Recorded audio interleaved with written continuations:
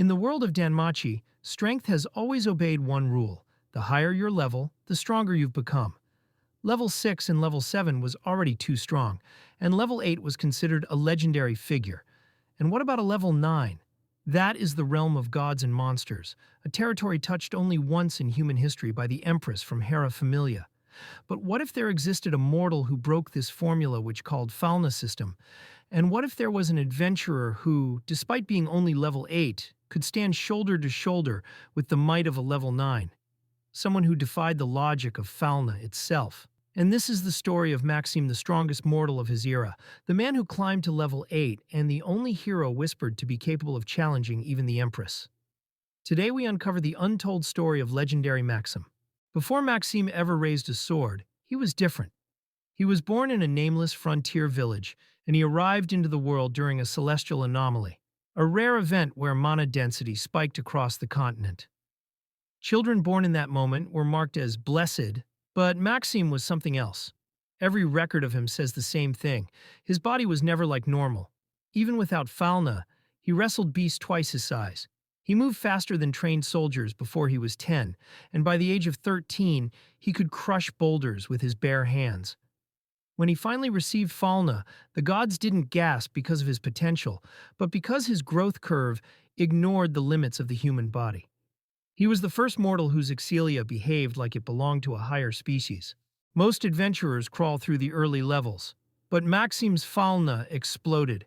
Every battle gave him monstrous excelia over and over. His fights were always life or death, and because of his strange nature, trouble followed him. Mutated beasts, corrupted spirits, ancient relic monsters drawn to mana, even undead knights awakened after centuries of slumber. Every battle felt like a boss fight, giving him constant high-density excelia. He learned to adapt faster than the dungeon could challenge him, and he evolved mid-fight. If a monster's that required strategy, Maxim cracked their patterns in minutes.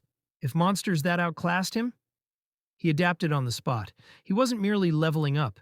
He was reinventing his fighting style every time he fight. And his body could withstand stats beyond the limit. Most adventurers plateau when their stats reach the physical cap of level 6 or 7, but Maxim did not. His body kept absorbing power, like a vessel with no bottom.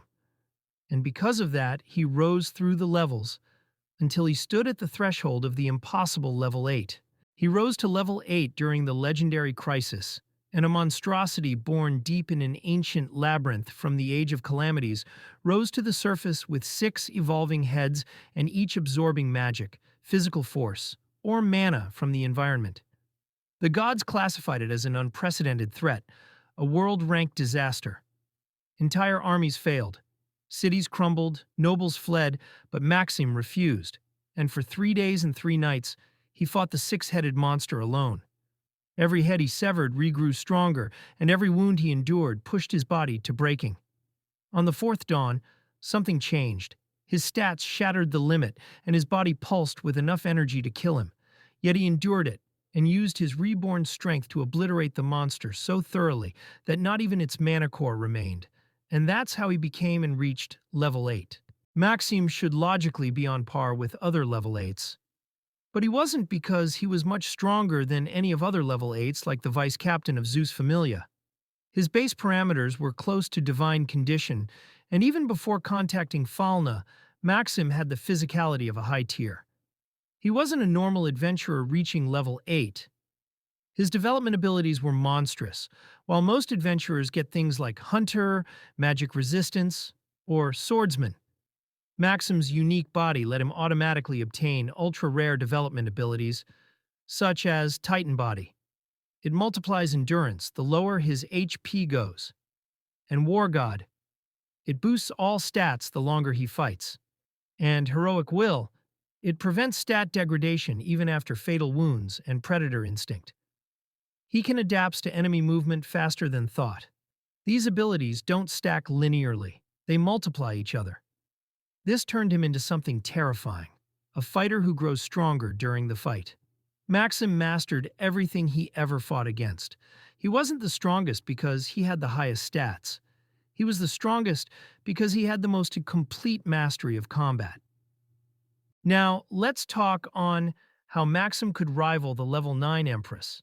Let's be clear, a level 9 adventurer, even one like the Empress, is a being who transcends mortal limits. But Maxim became the closest thing to that power, without ever reaching level 9.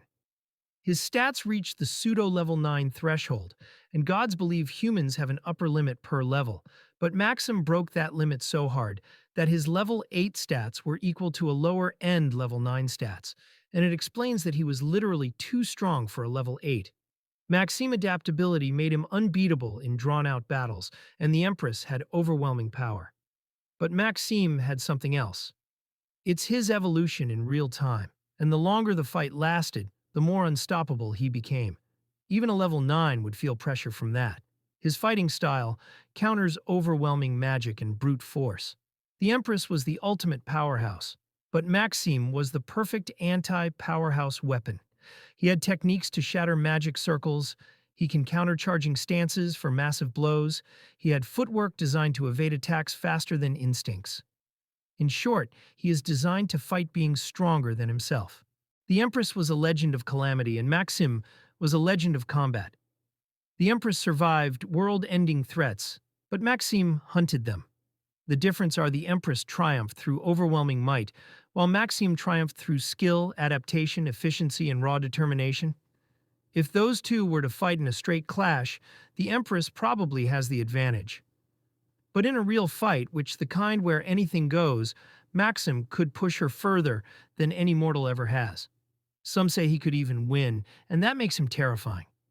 The Empress was way stronger, but if there were to fight for real like a deathmatch, Maxim will stand out as a winner. In the end, Maxim's legend is not about numbers, not about levels, and not about titles. It's about transcending what humanity can be. He is the gap between mortal and divine, a man with a body forged by fate and a mind sharpened by endless battle. He reached level 8 and became the strongest hero through choice. And that is why historians say, if anyone could defeat the Empress, it would be Maxim. Not because he is level 9, but because he doesn't need to be. But even Maxim has evolution in real time, and the longer the fight lasted, the more unstoppable he became. There were still got wipeout against the one-eyed black dragon. It's simply because the black dragon was way too strong, even with those strongest hero on that era.